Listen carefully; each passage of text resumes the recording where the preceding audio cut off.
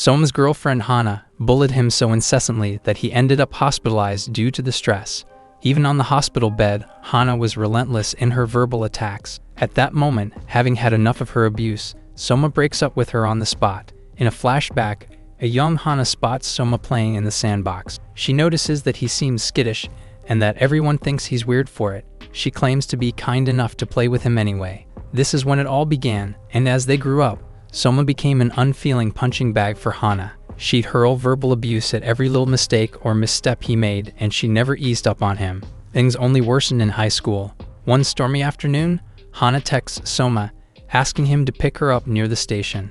Soma considers not going due to the storm, but Hana guilt trips him into going there anyway. Soma grabs an umbrella and runs near the station, fearing that Hana will give him a harsh verbal lashing later if he doesn't go. When he arrives near the station, he spots Hana by the window. However, Hana instructs him to simply wait in the pouring rain until she finishes. Despite the ridiculousness of the request, Soma stands there, soaking wet. An entire hour passes by before Hana and her friends exit the cafe. They were betting money on whether or not Soma would actually wait an entire hour. Hana cheerily tells her friends that Soma will do anything she says, no matter how ridiculous the request. She squats in front of Soma and confirms as such. At that moment, the bubbling stress, anxiety, and mental fatigue finally catch up to Soma, and he passes out.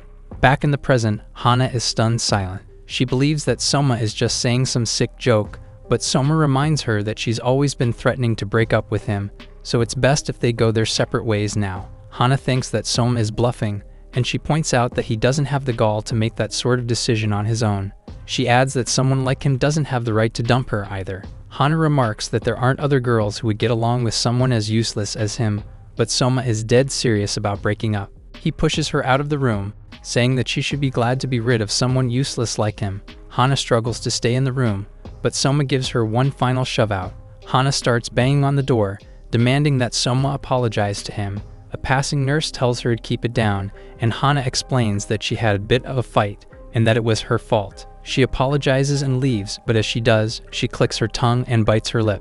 This isn't going as she'd hoped. She starts texting Soma to hurry up and apologize to her, as well as an extra helping of verbal abuse as the cherry on top. Soma isn't reading all that and he blocks her. He heads to the window and looks at his reflection in the mirror. In the past, Hana convinced Soma that his face was unsightly and that it'd be best if he just grew out his hair to hide it.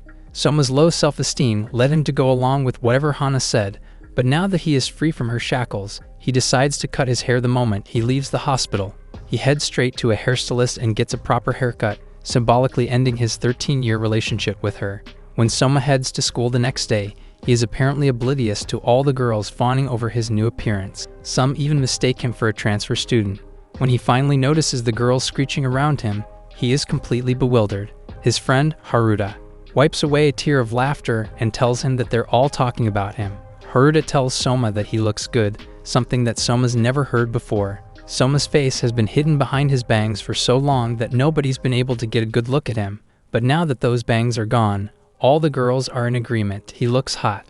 Haruta asks why Soma chose to debut this new look, and Soma simply replies that he just felt like it. Everyone agrees that he looks better this way, and he's happy to hear it. Soma is unintentionally suave, which Haruta can't get enough of. Soma apologizes if he's ever brought the mood of the class down because of him, but he hopes that from now on, he can get along with everyone else. Soma joins Haruta and his friends for lunch. Haruta wishes that Soma got out of his shell sooner, but Soma is happy that he's able to converse with them now. Haruta puts his arm around his shoulder and tells him that his looks are national treasure level. Soma laughs, which is enough to dazzle anyone standing within 5 feet. While the girls cry, Soma spots an aggravated Hana watching him nearby. Soma can tell she's upset, but whether it's because he broke up with her, blocked her, or because he cut his hair, he doesn't care. When he tries walking past her, Hana blocks the hallway. Hana, to keep up appearances as one of the most popular and likable girls in school, forced Soma to keep quiet about their relationship status,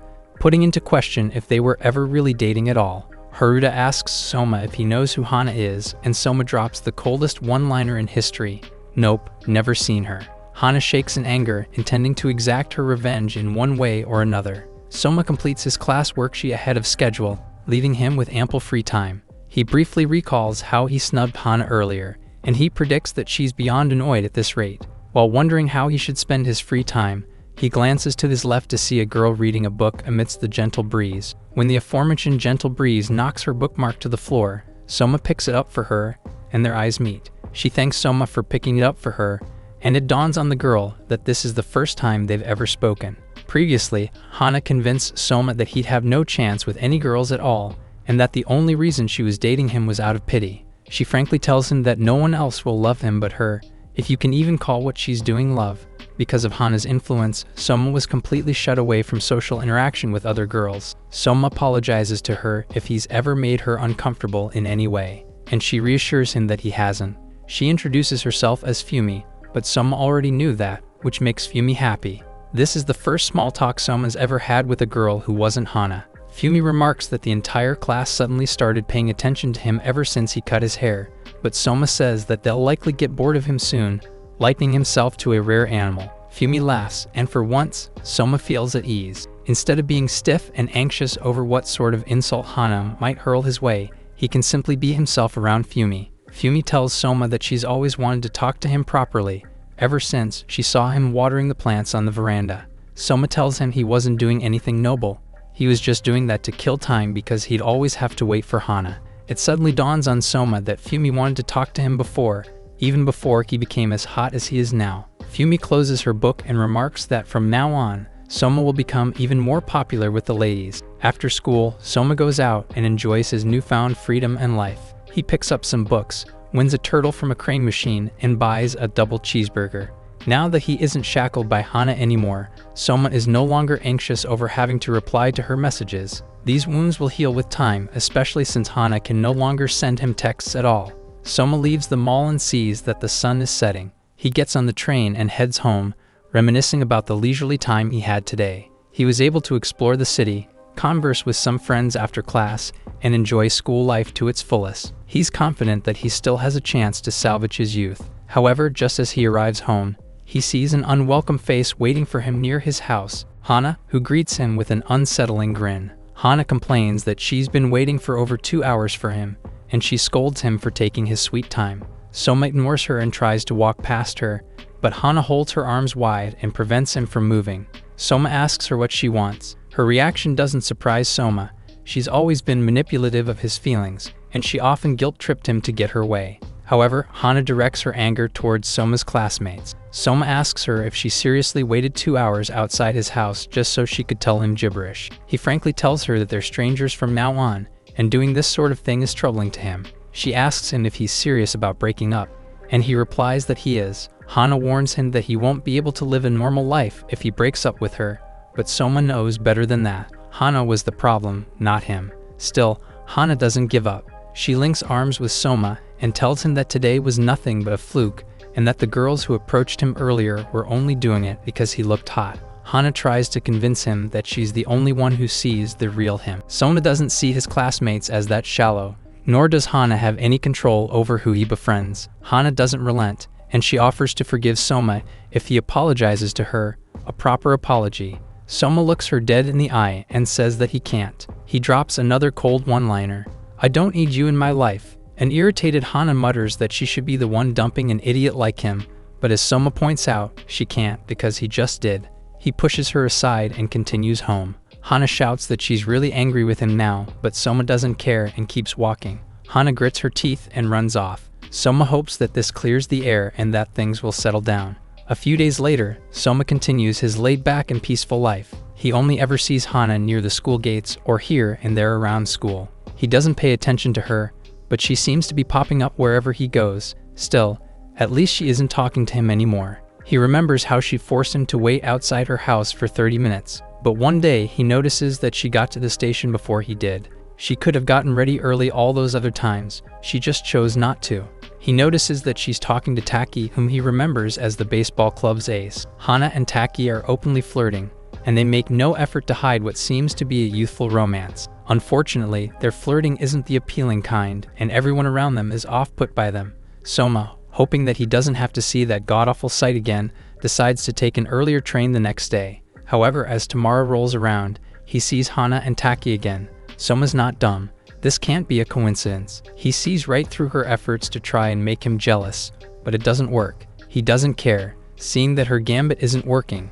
A frustrated Hana shakes off Taki's arms. Soma arrives at school and greets his friends. He's still a bit mentally exhausted from this morning, and he tries to psyche himself up to face the day. The first subject is physical education, where the coach takes the chance to decide the order for the sports festival relay race.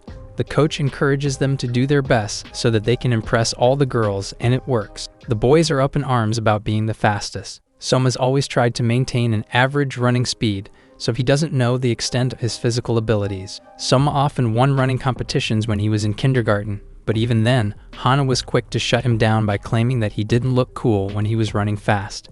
Because of this, Soma began running slowly on purpose, all because Hana preferred to be the center of attention. It's not that Soma wants to stand out, he just wants to stop limiting himself. He wants to be normal, just like everyone else. The coach calls the first batch of students to the starting line, and Soma puts his game face on. Soma sprints right out of the gate, his strides long and effortless. He need not limit himself or control his speed. When he reaches the finish line, he turns around to check what his speed was, only to see the coach and his classmates with their mouths agape. The coach exclaims that Soma's speed was so fast that he might have just beaten the prefectural record. Haruta nominates Soma to be their class's anchor, and everyone is in complete agreement. They're going to crush the competition and victory will be within their grasp. The tempting prize for winning the inter-class relay race is a set of dessert coupons for the school cafeteria. However, Soma turns down their proposal for him to be the anchor, pointing out that his run just now may have been a fluke, as he isn't physically active or in any sports clubs. The whole class becomes dejected, and they practically beg Soma to change his mind. Soma eventually relents, unable to say no when they're all like this. Soma agrees on the condition that they don't expect him to win, and that's good enough for them. Haruta thanks him for taking that leap of faith. Soma doesn't mind, he was just surprised by everyone's reactions, and he's glad that they all think highly of him. The positions for the relay race are finalized and placed in the classroom for everyone to see. When the rest of the class learns that Soma is the anchor, his popularity skyrockets. It seems that his breakup with Hana was for the best. His life has taken a turn for the better. Fumi, his classmate, seems to think so too. She remarks that he's been attracting attention again, and though Soma had some ambition of being an athlete in the past, he says that it's all behind him. Fumi wishes she had some semblance of physicality too, and she asks him if he could give her some tips. Soma replies that he doesn't have anything to teach her. Fumi becomes lethargic and starts talking about skipping the sports festival. Soma asks her if she hates the festival that much, and she happily says that she hates it a lot. Soma wishes he could have helped her out more. Suddenly Hasu, a member of the track and field team, approaches Soma. He asks Soma if he's going to run the relay race with all he's got, and indeed if he is willing to die for it. Soma surely hopes that he doesn't die while running. Hasu is troubled by Soma's half-baked determination and willpower. Hasu explains that he's been training hard to ensure he can be the anchor for the relay race, but he isn't asking Soma to swap places with him. He admits that Soma has beaten him fair and square, but he asks Soma for a favor, to crush the other class's anchor, Taki. Fumi recognizes the name. Taki isn't the baseball club's ace, as Soma believes, but another member of the track and field club. Soma asks him why he wants to beat Taki so badly, and Hasu explains that Taki stole his girlfriend. Hearing this, Fumi becomes visibly troubled. Soma is confused. He definitely still saw Taki and Hana together that morning. Hasu doesn't blame Taki for stealing his girlfriend away. He attributes it to his own failure as a boyfriend. What he can't accept is how Taki ditched her for a freshman student. That's something he can't forgive. But to add insult to injury, when Hasu ran into Taki in the hallway this morning, Taki was gloating about how he become the anchor again this year. He also rubs in the fact that Hasu not only lost to him in love, but he's about to lose to him at the sports festival. Soma offers Hasu the spot of team anchor so he can have his revenge, but as Hasu sobers up, he admits that no matter how hard he trains, he has never beaten Taki. Thus, he entrusts his dreams of revenge to Soma. He wants him to knock Taki off his high horse. Soma asks him how he should go about doing this, and Hasu offers to properly train him on how to run. He's going to need it. Taki holds the prefectural record. However, Soma is unsure if they really can defeat Taki like this, pointing out that a relay run is still a team effort in the end. Hasu remarks that everyone's condition on the day itself may vary, but the focus and core of the race are still the battle between the two anchors. Hasu asks Soma to train with him for the next few weeks before the race begins, and he lowers his head. Soma agrees on the condition that Hasu also teach Fumi how to run. Hasu agrees, as does Fumi. The plan is set to defeat Taki. The next day, Soma shows up at the school's track oval, where Hasu and Fumi are already waiting for him. This is also the first time that Soma can remember actually meeting up with friends. Hana had expressly forbidden him from befriending anyone she didn't approve of, which was nobody. After warming up and training, they agreed to meet again after school. Meanwhile, Hana watches with jealous eyes as Soma lives his best life. Later, Hasu begins the training session, and he leads them in properly stretching so they can defeat Taki.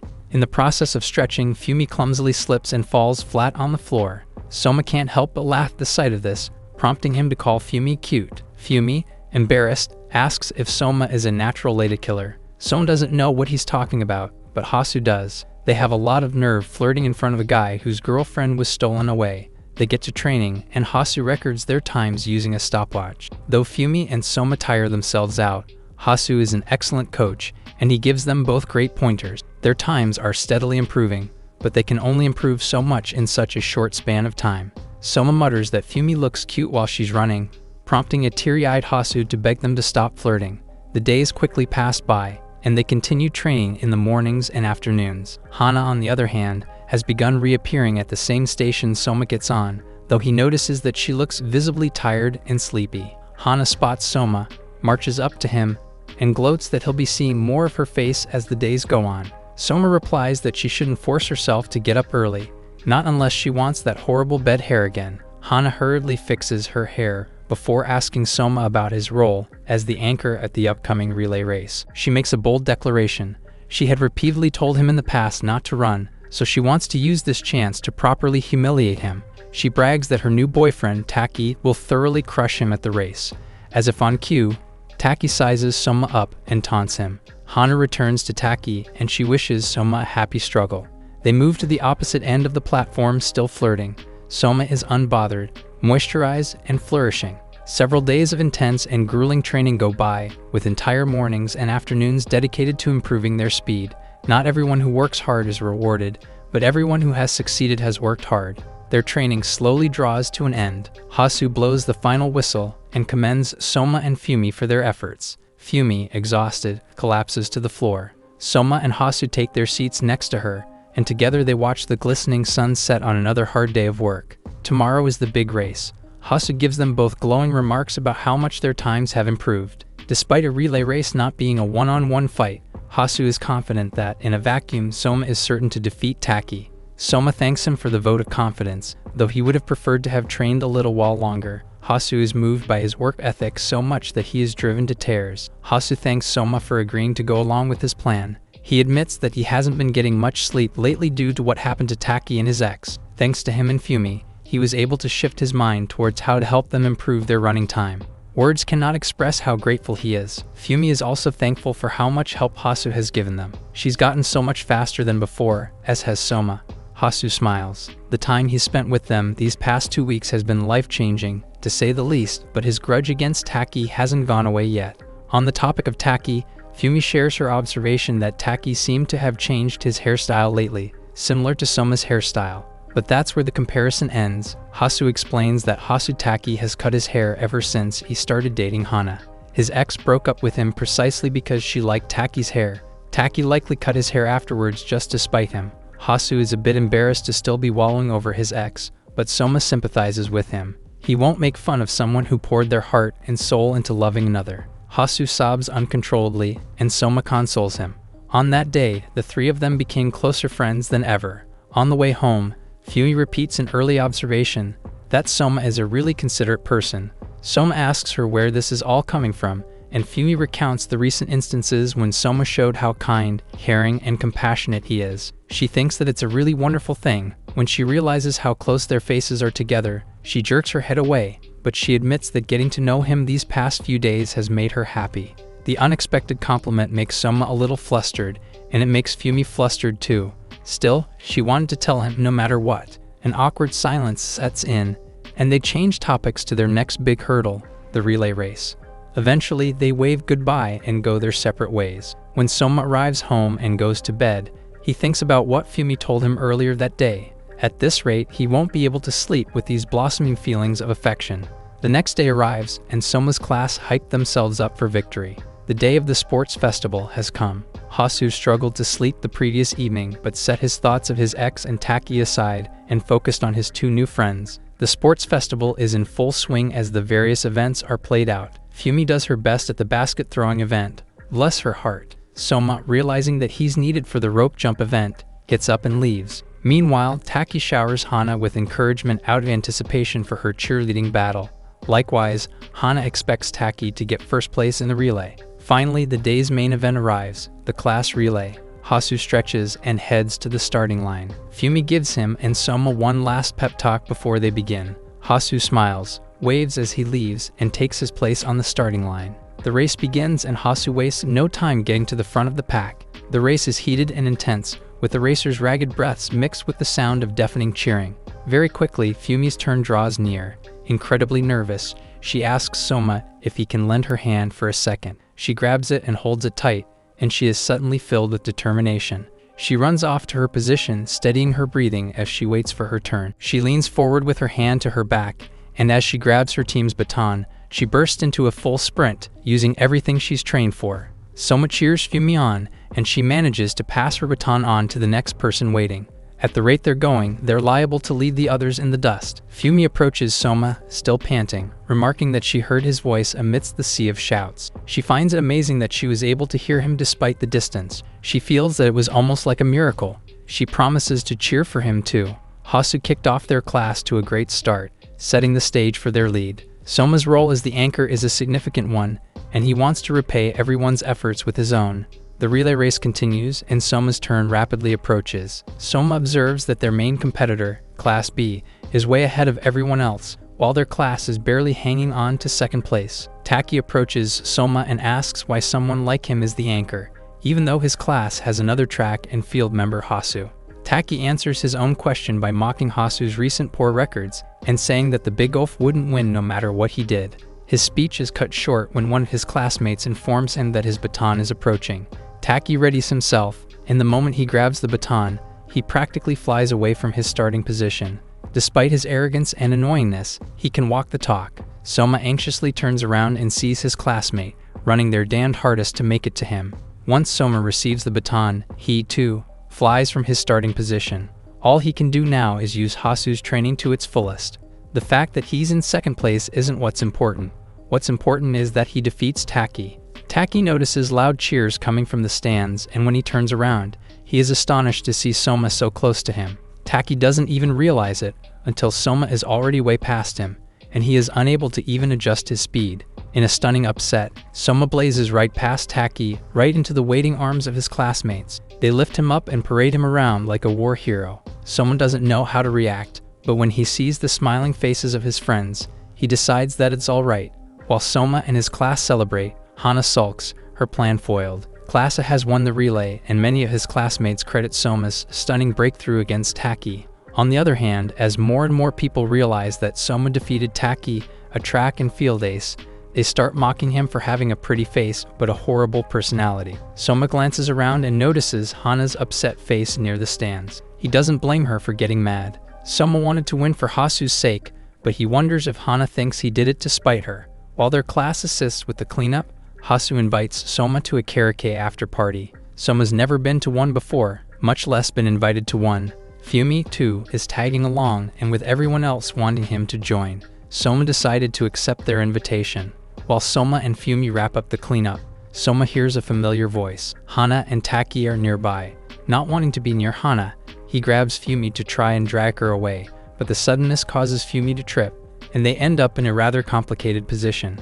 Soma apologizes and explains that he just doesn't want to bump into Hana and Taki, especially after he absolutely blasted them during the race. They keep their heads low and have no choice but to eavesdrop. Taki explains away his earlier loss by claiming that he wasn't at his best, but he promises to snatch first place at the inter-high track and field prelims. Unfortunately, Hana won't give him the chance. She ends his role as a fake boyfriend, even though Taki believed they were going steady this entire time. He points out that she always wanted to go to school with him and hung onto his arm, but Hana explains that all that was just pretending. She mocks the fact that all the nutrition has been going into his muscles instead of his brain.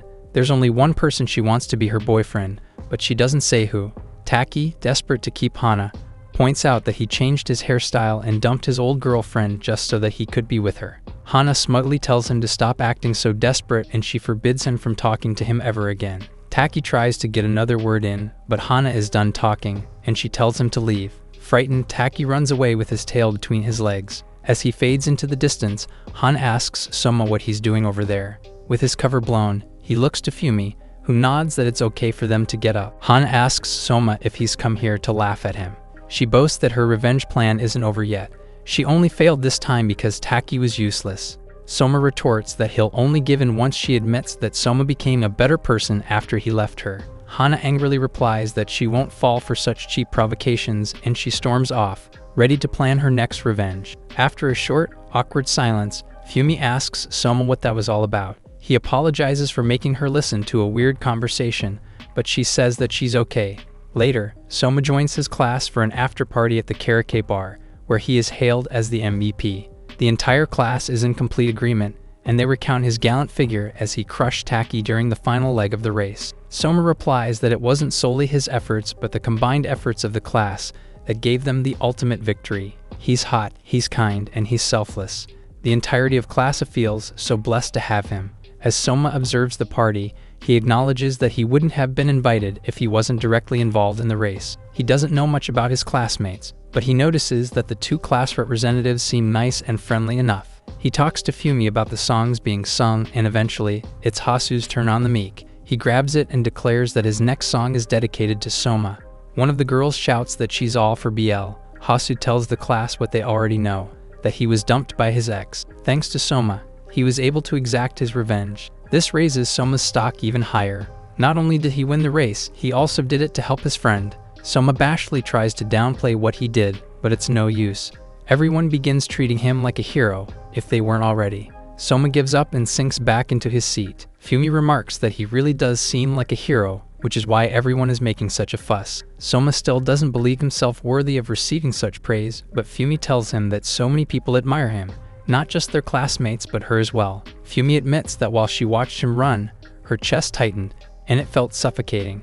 Soma looks her in the eye, unsure of what to do with these new feelings of his. The two sit in relative silence as their classmates continue to sing their hearts out. The excitement doesn't die down, but Soma gets up and heads to the restroom. As he turns the corner, he overhears one of his classmates badmouthing Mina, one of the class representatives. The two girls gossip about Mina as just trying too hard to try and appeal to Soma, and they find it disgustingly desperate. The two girls, Erika and Mirai, bear an unsettling grudge towards the more popular people. Soma eavesdrops on them and recognizes them as his classmates. While it is true that Mina started talking to him more once he cut his hair, he believes that she's being nothing more than friendly. Erika loudly says that she doesn't see any appeal in men. Mirai echoes her sentiment by exclaiming that men should only exist in the 2D format. Soma goes in the opposite direction, and while he can tell Erika and Mina don't get along, he doesn't know how to feel about badmouthing someone. Soma returns to the party and enjoys himself, and a few minutes later, Erika and Mirai shuffle into the room. A few hours later, the class leaves, but they had so much fun that they plan another karaoke party. They invite Soma to come along, and he promises to if he has the time. Suddenly, Soma hears something moving behind him, but when he turns around, all he sees is an empty alleyway. As long as he's not in Shibuya, he should be okay. Fumi notices him in distress, and he shakes off his feelings by telling himself that it's a stray cat. Soma prepares to go home with Fumi, but instead of walking with her halfway, he offers to bring her all the way home. He doesn't want Fumi to go home by herself, with how late it is. Fumi is embarrassed to have Soma act so suavely towards him, but he doesn't even realize it. After separating from the rest of their classmates, Soma and Fumi prepare to go home.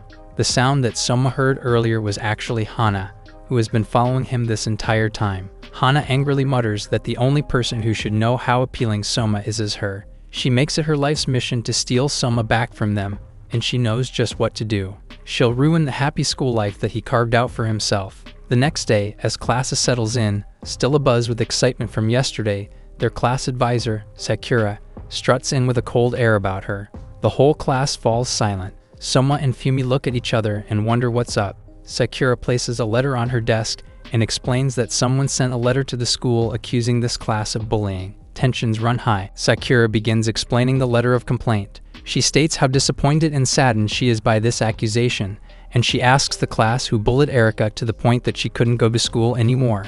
Soma admittedly doesn't know what kind of person Erika is. He only knows his seatmate, Fumi, and the rest of the more obvious and conspicuous members of his class. Soma glances at the empty seat in class and realizes that it must have belonged to Erika, the girl who was bad-mouthing Mina. He remembers the hurtful things she was saying, which makes him wonder if that's the type of response of someone who is being bullied. She finds it hard to believe that Erika's harsh and abrasive attitude would make her the target of any bullying at all. Sakura notices her class keeping quiet, and she demands that anyone with even a slight guilty conscience should raise their hands. However, the class remains quiet. Soma thinks that Sakura, a relatively new and inexperienced teacher, is going about this the wrong way. This suspect searching strategy won't work. Sakura, seeing that nobody is fessing up and saying anything, declares that until this bullying case is resolved, there is a high possibility that the upcoming school camp will be cancelled. The whole class falls into disarray. The school camp is a highly anticipated event that everyone is excited for. Canceling it outright seems like such an extreme measure. No names came up as suspects, and the class atmosphere became as cold as Hana's heart.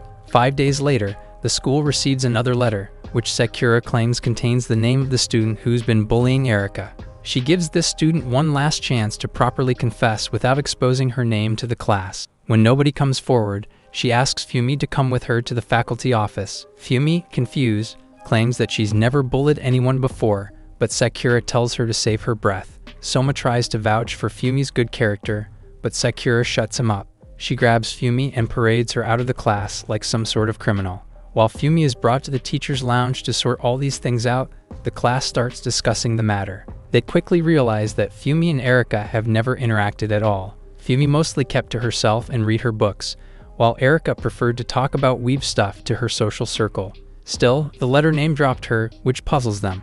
Hasu approaches Soma and asks him for his 2 cents about the situation. Soma remarks that even if someone were to be bullied, it'd be impossible for the class not to notice. Fumi certainly isn't the type to bully someone either. Hasu echoes his sentiments, and Soma casts doubt on the authenticity and truth of the letter. Fumi returns to class a few minutes later, and without saying a word, she takes her seat. She writes something on a scrap of paper and shows it to Soma. She proclaims her own innocence, and she asks Soma to believe her. Soma looks her in the eye and tells her that he doesn't doubt her, not for a second. Fumi starts sobbing, and Soma makes it his mission to get to the bottom of this.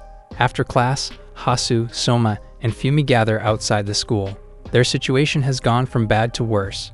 Before homeroom ended, Sakura passed around a sheet of paper. Even if Fumi insisted that she hasn't bullied Erika, or anyone, for that matter, the fact remains that there is a letter accusing her of bullying. She asks everyone to write what they know about Fumi under the threat of canceling the school camp and field trip.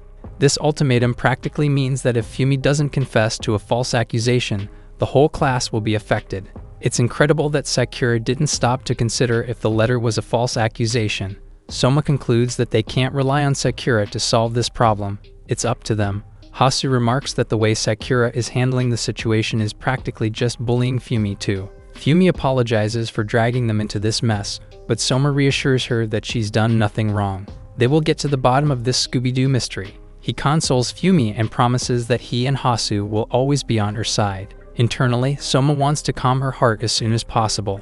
They turn their attention to the letters. The first letter was sent directly to the school, while the second letter was apparently handed over straight from a class visit.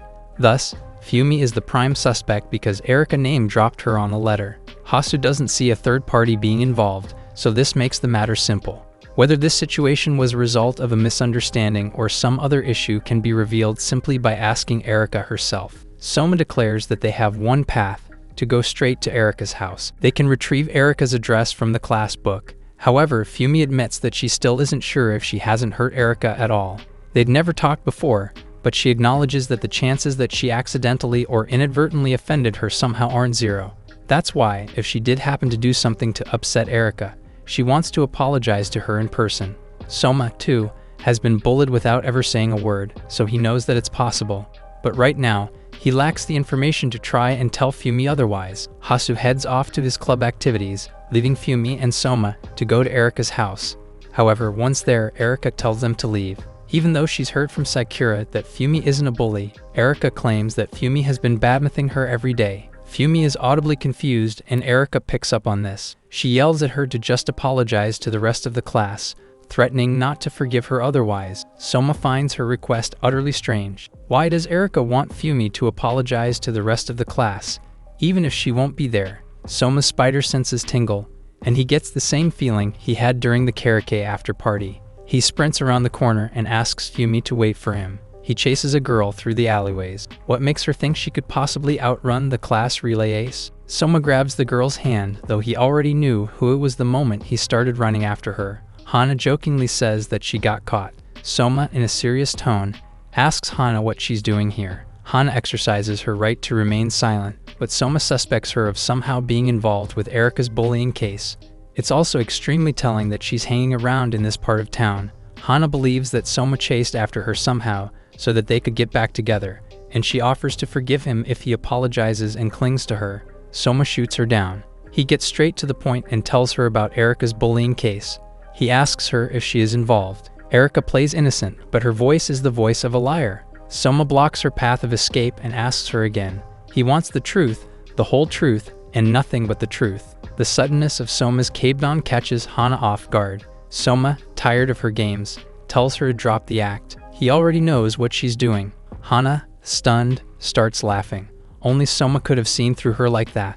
For Soma, it was all too easy. Hana has been tricking and deceiving people since she was old enough to speak. She isn't tricking anyone now, and she certainly isn't tricking Soma. Hana laughs that she was found out so easily. She thought her little escape was cute. Soma asks her if she ordered Erika to claim that she was being bullied, but Hana claims that she did no such thing. She simply offered Erika a way to mess up the class solidarity she greatly despised. Hana seems quite proud of herself for it too. Erika is also quite satisfied with the results. Hana was looking for a way to disrupt his class somehow, and it was by complete coincidence that she ran into Erika. This tells Soma that Hana simply took advantage of Erika. Hana reveals that she did quite a bit of work on her own by gathering information about his class. She asks Soma if he knows why she's doing all this, and he guesses that it's out of good old-fashioned revenge. Hana concedes that she's angry that Soma has rebelled against her. Revenge isn't why she's doing this. She's doing this so that Soma can see more clearly. Soma refuses to play along with her antics. He asks her if she's willing to admit that she orchestrated all this to the school, but that's a stupid question to ask. Of course she wouldn't. She's evil, not stupid. Soma knows that too. Talking to Hana will get him nowhere. He has to get through to Erika, the main force behind this whole incident. Soma releases Hana, which surprises her. She had thought that Soma went through all these lengths to talk to her more. Soma tells her not to get the wrong idea. The only reason he chased her was so that he could solve this class's problem. Hana, presumably in disbelief, had assumed that Soma was doing all these things to get back at her because he was angry. Soma remains silent. He knows for a fact that Hana did all these things because she craved attention from him. He ignored them at first, but now her actions have affected his friend Yumi.